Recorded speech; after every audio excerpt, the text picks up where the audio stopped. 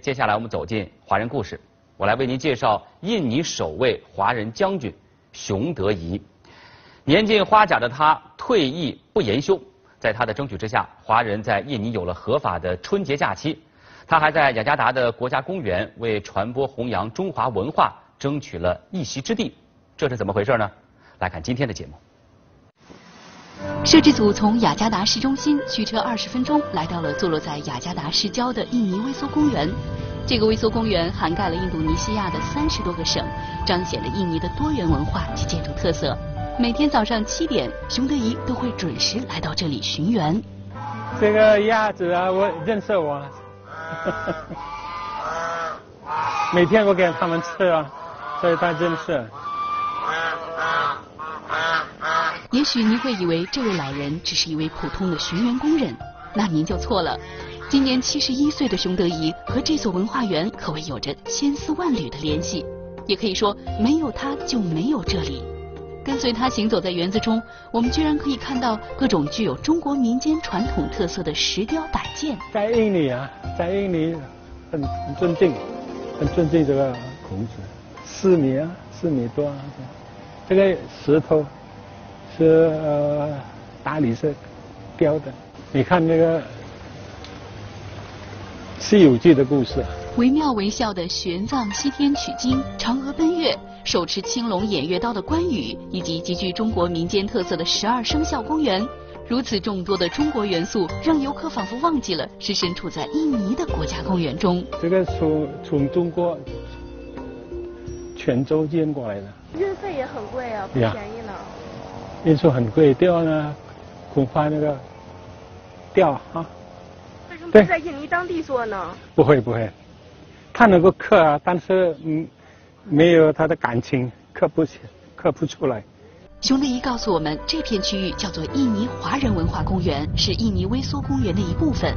然而10年前，这里还是一片荒土。印尼树荫公园是1975年成立了，那么那个时候华人不在内，没有华人在这个特色的建筑，因为他们当作华人是外来的，不是印尼的种族。我们在印尼已经住了500-600年了，有8代了。印尼微缩公园是由前总统苏哈托夫人基金会1975年在雅加达创建的，面积达100万平方米。可是人口位列第3的华人20多年来一直未有一席之地。身为印尼首位华人将军的熊德仪看在眼里，急在心里。2004年已经退休的他决定和前总统苏哈托要下这块地皮。写了一封信，然后我们就见他，跟他讲话这样。那个时候啊，他做总统有很多对华人不利的这个条例，大概是他现在他想要改一下啊。本来他给了只有2万，那么2万这个一张地皮在下面多半是水啊，我就跟他讲，就在那边还有2万是比较高啊，能够换比较高的地方。那么他说不变，你要高的地方就给你了，所以就比较大一些，本来是只有2万的。谈判意想不到的顺利，前总统苏哈托最终同意划拨一块45000平方米的土地，兴建印尼华人文化公园。那么那个时候啊，这个全部是一个小小的乡村，我们一个一个要买下来，要10年了。我在这里花了10年的时间。当初苏哈托夫人基金会免费将地皮交给熊德仪管理，但是熊德仪却要支付给当地人1平方米100多印尼币，合计近1000万人民币。第一是关于设计啊，第二是钱的问题，因为我们要慢慢的捐款。接管印尼华人文化公园的创建后，熊德仪意识到工程的浩大和艰巨，一砖一瓦、一草一木都需要资金的投入。管理这个公园有20多位，薪水印尼币200万，一个人来讲200万。每个月要想办法还薪水，因为没有收入嘛。每天我到这里，差不多10年了，每一天到这里。我没有薪水，没有。我有退休金，退休金没关系。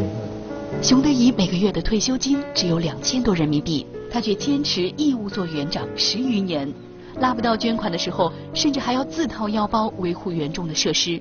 那么，这位退休多年的老将军为何愿意守护着这片园子？他背后还有着怎样不为人知的故事呢？我们还要将故事从熊德仪的童年开始讲起。这个我父亲呢，这个我母亲呢，你看，这个是我了。我父亲是从广东梅县来的，那么我就在茅屋，1944年出生。熊德仪有8个兄弟姐妹，他的父亲靠制作皮箱生意谋生。高中毕业后，熊德仪不顾家人的反对，决定从军。我小时候好几次看过我爸爸被英人欺负的，他很伤心的这样。那么我小时候看见我爸爸这样伤心的，我就心里面也决定一定要当兵，能够保护我家人的这样。然而，对于少年的熊德仪来说，投身军旅是个艰难的选择，这其中有着很深的历史文化原因。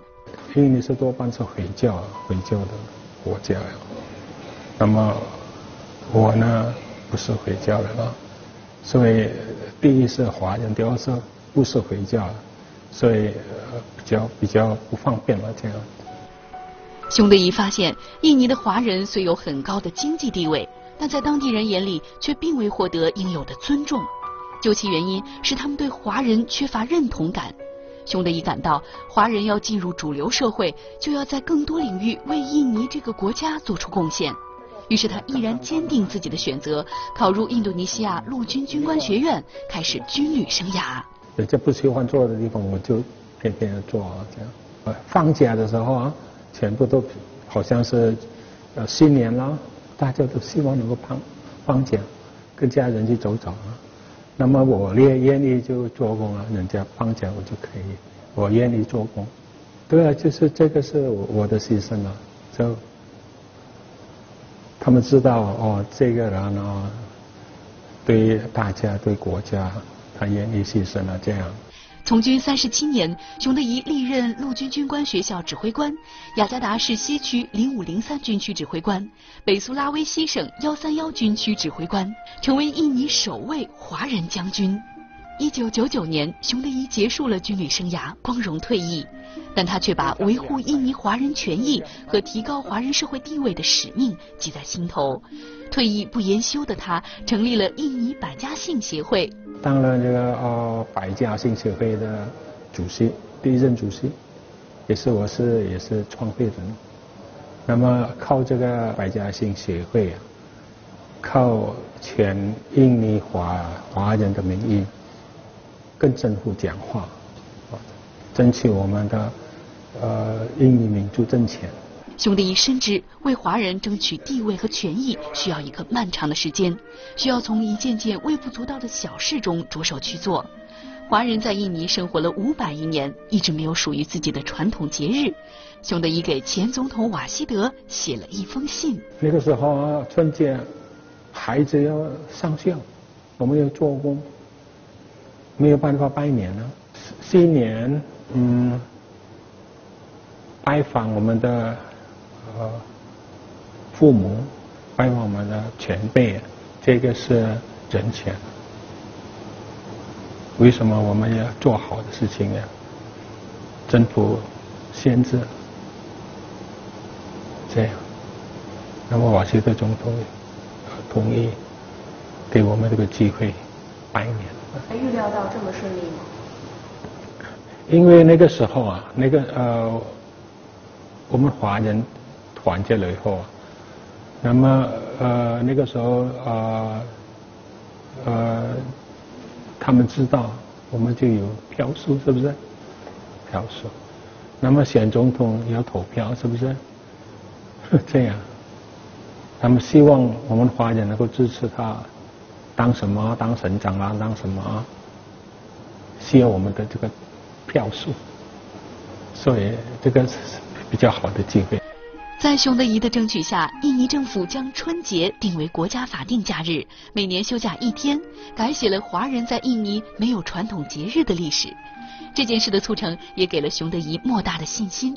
在他的再次争取下，前总统苏哈托同意将印尼微缩公园的45000平米地皮兴建印尼华人文化公园。这座形似客家土楼的华人博物馆去年刚刚落成，4000平方米的展厅里摆放着所有和印尼华人相关的物品。